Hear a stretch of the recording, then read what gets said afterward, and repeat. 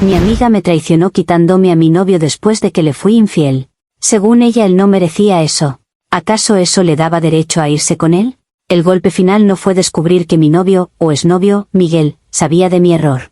Fue descubrir cómo lo supo y, lo que es peor, quién estaba secando sus lágrimas. Sucedió hace una semana. Estaba navegando por las redes sociales, en un estado de ansiedad y culpa a medias, cuando vi una publicación. Era de un amigo en común, una de esas fotos grupales de una barbacoa a la que, obviamente, yo no había sido invitada. Y allí estaban, en una esquina de la foto, Miguel, con su brazo rodeando los hombros de otra persona. Y esa persona era Sofía, mi mejor amiga, mi hermana del alma, la persona a la que le había contado entre lágrimas mi estúpida infidelidad hace apenas un mes. No estaban simplemente uno al lado del otro. Era la forma en que ella se inclinaba hacia él. La forma en que la cabeza de él descansaba ligeramente sobre la de ella. Era la sonrisa de Miguel, una sonrisa pequeña y genuina, la primera que yo había visto en semanas. Era una imagen de intimidad, de complicidad. Una imagen que gritaba traición. Me quedé mirando el teléfono, con el corazón martilleándome contra las costillas. Mi primera reacción fue la negación. Tenía que ser un error, una mala interpretación. Pero luego leí los comentarios debajo de la foto. Cosas como hacen una pareja preciosa, y ella era ahora. El mundo se inclinó. La traición era doble. No solo había perdido a mi novio, sino que mi mejor amiga, la depositaria de mis secretos más oscuros, me lo había arrebatado. Le envié una captura de pantalla a Sofía al instante, con una sola palabra: ¿en serio? Su respuesta tardó una hora. Una hora de tortura en la que imaginé 1000 escenarios. Cuando finalmente respondió, su mensaje fue frío, calculado y lleno de una justicia propia que me revolvió el estómago. Me escribió: se lo conté yo. Alguien tenía que hacerlo. Y sí, estamos juntos. Miguel es un hombre increíble que no merecía ser engañado y abandonado a su suerte. Merece a alguien que lo valore de verdad. Alguien que lo valore de verdad. Como si ella fuera una santa y yo un demonio. Ella no lo consoló. Lo cazó. Usó mi momento de debilidad, mi error, como una oportunidad. Se abalanzó sobre mi relación rota como un buitre. Mi infidelidad fue un error. Un desliz estúpido y lamentable. Pero lo que ella hizo, eso fue una traición calculada. Usó mi confesión como un arma para destruir mi vida y construir la suya sobre mis ruinas. Para que entiendan la magnitud de su hipocresía, necesitan saber cómo eran las cosas antes, cómo me empujó ella misma hacia mi error. Miguel y yo llevábamos juntos 3 años. Y, en su mayor parte, eran 3 años buenos. Él era el hombre perfecto sobre el papel. Amable, trabajador, estable. Me quería, de eso no había duda. Me apoyaba en mi carrera, era paciente con mis cambios de humor, y recordaba los pequeños detalles, como qué tipo de flores me gustaban o cómo tomaba el café. Era seguro, cómodo, predecible. Y ahí, según Sofía, residía el problema. Sofía y yo hemos sido mejores amigas desde la secundaria. Ella siempre ha sido la más audaz, la más aventurera. Mientras yo buscaba la estabilidad, ella coleccionaba experiencias. Y siempre tuvo una opinión muy clara sobre mi relación con Miguel. Es un buen tipo, me decía, con esa entonación que implicaba un pero gigante. Pero, ¿no te aburres un poco? ¿Dónde está la pasión? ¿La chispa? La vida es demasiado corta para conformarse con lo cómodo, amiga. Al principio, yo defendía a Miguel. Le decía a Sofía que la comodidad era exactamente lo que yo quería después de años de citas desastrosas. Pero sus palabras eran como gotas de agua cayendo sobre una roca. Lentas pero constantes, empezaron a erosionar mi percepción. Sofía me presentaba constantemente a gente nueva, me arrastraba a bares de moda, a fiestas en azoteas. Tienes que vivir un poco, me decía. Estar en una relación no significa que estés muerta. Yo le contaba mis pequeñas frustraciones con Miguel. Que prefería quedarse en casa viendo una serie a salir a bailar, que no le gustaban las sorpresas, que su idea de una noche romántica era pedir pizza y ver una película que ya habíamos visto. Y Sofía asentía, comprensiva, y añadía leña al fuego. Te lo dije, murmuraba. Te estás apagando. Él te está convirtiendo en una versión aburrida de ti misma.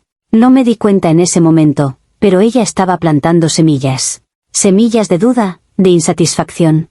Estaba pintando mi relación estable como una jaula dorada y a Miguel como el carcelero amable pero aburrido. Ella era la que me animaba a salir sola con ella, a tener noches de chicas. Era la que me decía que un poco de coqueteo inofensivo era bueno para el ego. Me convenció de que merecía pasión y aventura, dos cosas que, según su narrativa, Miguel era incapaz de darme. Y yo, estúpidamente, la escuché. Empecé a ver a Miguel a través de sus ojos. Empecé a resentir su estabilidad, a interpretar su calma como desinterés. La relación que una vez me pareció un refugio seguro, ahora comenzaba a sentirse como una sentencia. Y todo porque mi mejor amiga, la persona en la que más confiaba, me susurraba al oído que merecía algo más. No me estaba dando un consejo. Me estaba preparando el terreno para mi propia caída. El punto de inflexión ocurrió hace poco más de un mes. Era un viernes por la noche. Miguel se había quedado dormido en el sofá a las 10, agotado después de una semana larga en su trabajo de contabilidad. Yo estaba inquieta, llena de una energía que no sabía dónde poner. Justo en ese momento, mi teléfono vibró. Era Sofía. Había una fiesta en el apartamento de un fotógrafo de moda que acababa de conocer. Me envió fotos. Gente guapa, música a todo volumen, luces de neón. El texto decía: ven ahora mismo. Esta es la vida que te estás perdiendo. Miré a Miguel, roncando suavemente en el sofá. Y luego miré la pantalla de mi teléfono. Y por primera vez, la elección me pareció clara. La jaula dorada o la libertad. Le dejé una nota a Miguel diciendo que había salido con Sofía y que no me esperara despierto. Me puse el vestido negro que Sofía siempre decía que me hacía parecer peligrosa y me fui. La fiesta era exactamente como Sofía la había descrito. Un mundo diferente al mío. Un mundo de artistas, de conversaciones intensas, de una energía eléctrica. Y en medio de todo, estaba Marcos, el fotógrafo. Era todo lo que Miguel no era. Impulsivo, apasionado, un poco arrogante. Me prestó atención toda la noche. Me dijo que tenía una cara interesante, que mi tristeza era fotogénica. Me hizo sentir vista de una manera que no me había sentido en años. Sofía, por supuesto, estaba allí, observando desde la distancia con una sonrisa de aprobación. Cada vez que mis ojos se encontraban con los suyos, ella levantaba su copa, como si estuviera brindando por mi liberación. Bebí demasiado. Coqueteé demasiado. Y cuando Marcos me sugirió que fuéramos a su estudio a ver sus trabajos, una parte de mí sabía que era una mala idea. Pero la voz de Sofía resonaba en mi cabeza. Mereces pasión. Mereces aventura. Y lo hice. Fui a su estudio. Y fui infiel a Miguel. No fue un acto de amor. Ni siquiera de lujuria. Fue un acto de rebelión. Una rebelión contra la comodidad, contra la previsibilidad. Fue un intento desesperado de sentir algo, cualquier cosa, que no fuera esa sensación de estancamiento que Sofía me había convencido de que sentía. A la mañana siguiente, me desperté en una cama extraña con un sentimiento de culpa tan abrumador que era físico. Me vestí en silencio y me fui. En el taxi de vuelta a casa, lo único en lo que podía pensar era en cómo arreglarlo, en cómo borrarlo. Y la primera persona a la que llamé, la única persona a la que sentí que podía contarle mi terrible secreto, fue Sofía. Corrí a su apartamento y, entre sollozos, le conté todo. Esperaba consuelo, absolución. Esperaba que me ayudara a encontrar una manera de vivir con lo que había hecho. Ella me abrazó. Me dijo que todo el mundo comete errores. Me dijo que era la prueba de que mi relación con Miguel no funcionaba. Me consoló. Y mientras lo hacía, ahora me doy cuenta, estaba recogiendo la munición que usaría para destruirme. Después de mi confesión, Sofía se convirtió en mi estratega. Me aconsejó que no le dijera nada a Miguel. Me dijo: ¿qué sentido tiene? Solo lo lastimarías por un error estúpido. Fue algo de una noche, no significa nada. Olvídalo y céntrate en tu relación. Parecía un buen consejo. Parecía que estaba protegiéndome, protegiendo a Miguel, protegiendo nuestra relación. ¡Qué ingenua! Pasé las siguientes semanas sumida en la culpa. Intenté ser la novia perfecta. Le cocinaba a Miguel sus platos favoritos, le sugería planes de fin de semana, intentaba inyectar esa pasión de la que Sofía tanto hablaba. Pero todo se sentía falso, forzado. Y Miguel lo notó. Se volvió más distante, más callado. Pensó que mi extraño comportamiento se debía a algún problema en el trabajo. La ironía era dolorosa. Mientras tanto, Sofía estaba ejecutando su plan maestro a mis espaldas. Me llamaba todos los días para ver cómo estaba. Me preguntaba constantemente por Miguel. ¿Cómo se sentía? ¿Estaba sospechando algo? Yo, en mi estupidez, le daba informes detallados, alimentando su arsenal de información. Al mismo tiempo, empezó a pasar más tiempo con Miguel, pero de una forma que parecía completamente inocente. Le ofrecía ayuda con un proyecto de su trabajo, sabiendo que yo odiaba ese tema. Se ofrecía a ver con él los partidos de fútbol que a mí me aburrían. Se estaba convirtiendo en su confidente, llenando los huecos que yo, consumida por mi propia culpa, estaba dejando. La confrontación, cuando llegó, no fue conmigo. Fue Miguel quien me confrontó a mí. Llegó a casa una noche, pálido como un fantasma. Se sentó en el sofá y me dijo: con la voz vacía, que lo sabía todo. Mi mundo se detuvo. Le pregunté cómo. Pensé que Marcos, el fotógrafo, había dicho algo. Pero no. Miguel me dijo, me lo ha contado Sofía. La confusión debió ser evidente en mi cara. Por un segundo, no lo procesé. Él continuó, explicando cómo Sofía había ido a verlo esa misma tarde. Le había dicho que no podía seguir viviendo con la mentira, que su conciencia no se lo permitía. Le dijo que yo le había contado lo de la infidelidad, y que ella, como amiga de ambos, sentía que él merecía saber la verdad. Le contó mi historia, mi error, pero la adornó, la pintó no como un desliz, sino como un patrón de comportamiento, como la prueba de que yo no lo valoraba. Y entonces lo descubrí. Descubrí la profundidad de su traición. Ella no me había consolado. Me había utilizado. No me estaba protegiendo. Estaba esperando el momento perfecto para atacar. No hubo una gran pelea con Miguel. Estaba demasiado herido, demasiado destrozado. Empacó una maleta esa misma noche y se fue a casa de sus padres. No me gritó. Simplemente me miró con una decepción tan profunda que fue peor que cualquier grito. Y mientras él se iba, yo no pensaba en mi infidelidad. Solo pensaba en Sofía. En su cara de preocupación fingida. En sus palabras de consuelo envenenadas. Ella no había actuado por lealtad a Miguel. Había actuado por pura y calculada oportunidad. Había esperado a que yo misma saboteara mi relación para poder entrar y recoger los pedazos. No fue una amiga preocupada. Fue una estratega brillante y despiadada. Y yo le había entregado el cuchillo con el que me apuñaló. Y así volvemos al presente. A esa foto en las redes sociales. A la confirmación de que la serpiente a la que llamaba mejor amiga ahora está enrollada alrededor del hombre al que yo amaba. Su mensaje, merece a alguien que lo valore de verdad, es la cumbre de la hipocresía. ¿Valorarlo? Ella lo vio como un premio a ganar, un territorio a conquistar. Y me usó a mi debilidad, para hacerlo. Me empujó sutilmente hacia el precipicio y, cuando caí, corrió a consolar al hombre que dejé atrás, presentándose como la alternativa virtuosa. He perdido a mi novio y a mi mejor amiga de un solo golpe.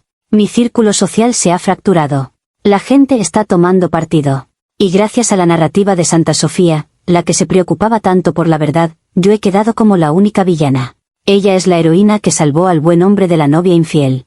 Nadie ve su manipulación, su oportunismo. Solo ven mi error. Y sí, cometí un error. Fui infiel. Fue estúpido, egoísta y me arrepentiré por el resto de mi vida. Pero mi error nació de la confusión, de la inseguridad que ella misma se encargó de alimentar. Fue un error pasional, caótico. Lo que ella hizo fue frío, metódico y cruel. Usó la confianza más profunda que una amiga puede tener, la confesión de un secreto doloroso, como un arma. Esperó, planeó y ejecutó un golpe de estado en mi propia vida. ¿Acaso eso le daba derecho a irse con él? Por supuesto que no. Su acto de honestidad fue la traición más deshonesta de todas. Ahora, estoy sola. Miguel no responde a mis llamadas. Sofía, obviamente, me ha bloqueado. Y me quedo con esta verdad terrible. A veces, la persona que te empuja a cometer tu peor error es la que está esperando pacientemente para sacar provecho de él. Ella no me traicionó porque le fui infiel a Miguel. Fui infiel a Miguel, en parte, porque ella me estaba traicionando desde mucho antes, envenenando mi mente, esperando pacientemente a que la fruta estuviera lo suficientemente podrida como para caer del árbol. Ella no es mejor que yo. Es infinitamente peor, porque su pecado se disfrazó de virtud. Comentarios populares de Reddit. Usuario anónimo 1. Engañaste a tu novio. Tu amiga se lo contó. Ahora tu amiga y tu ex están juntos. Y de alguna manera, ¿tú eres la víctima principal aquí? La gimnasia mental es de nivel olímpico. Él no te fue quitado, lo tiraste a la basura, y ella lo recogió. Respuesta de la protagonista. Ella no lo recogió. Creó la situación para que yo lo tirara. Durante meses me dijo que él no era suficiente para mí, me llenó la cabeza de dudas. Y luego convenientemente estaba allí para consolarlo. No es una coincidencia, es una estrategia. Usuario anónimo 2, tu amiga te traicionó, sí. Lo que hizo está mal. Pero culparla de tu propia infidelidad es absurdo. Nadie te obligó a ir a esa fiesta ni a acostarte con otro hombre. Esa fue tu decisión. Ella es una mala amiga, pero tú fuiste una mala pareja. Usuario anónimo 3, suena a que tu amiga y tu ex se merecen el uno al otro. Ella es una oportunista y él es el tipo de hombre que empieza a salir con la mejor amiga de su ex un mes después de la ruptura. Has esquivado 2 balas.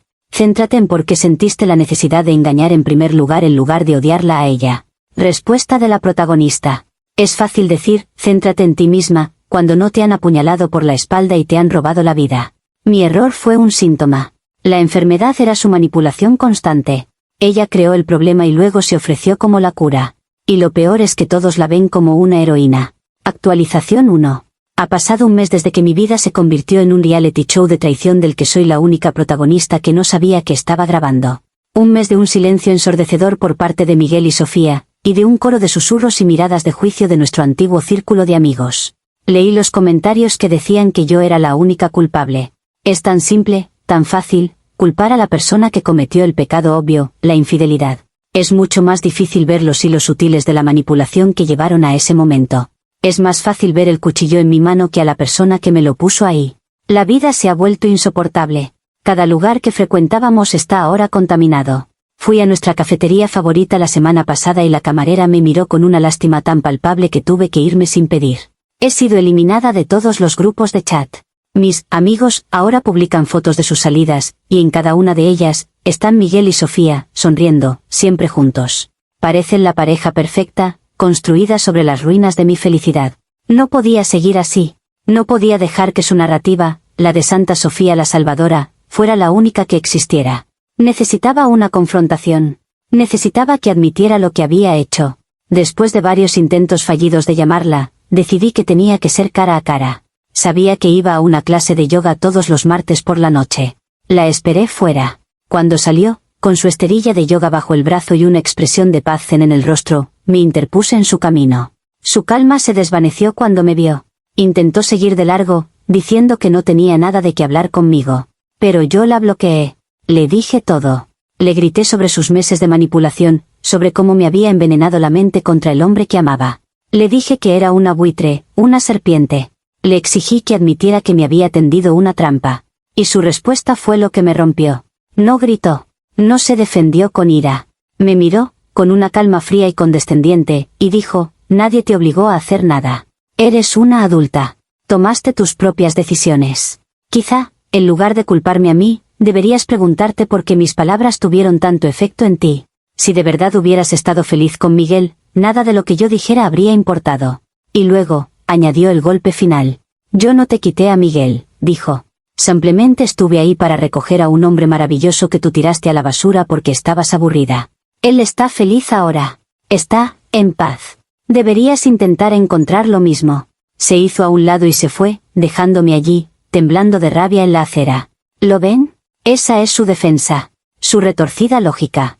Ella no es la culpable, solo es la oportunista que se benefició de mi debilidad. Se absuelve a sí misma de toda responsabilidad, colocándola toda sobre mis hombros. Y lo peor es que ha convencido a Miguel, y a todos los demás, de esa misma historia. No estoy loca. Sé lo que hizo. Sé cómo me manipuló. Pero ahora, no solo tengo que vivir con la culpa de mi error, sino también con la frustración de que la verdadera villana de esta historia está siendo aplaudida como la heroína. Y no hay nada que yo pueda hacer para cambiarlo. Actualización final.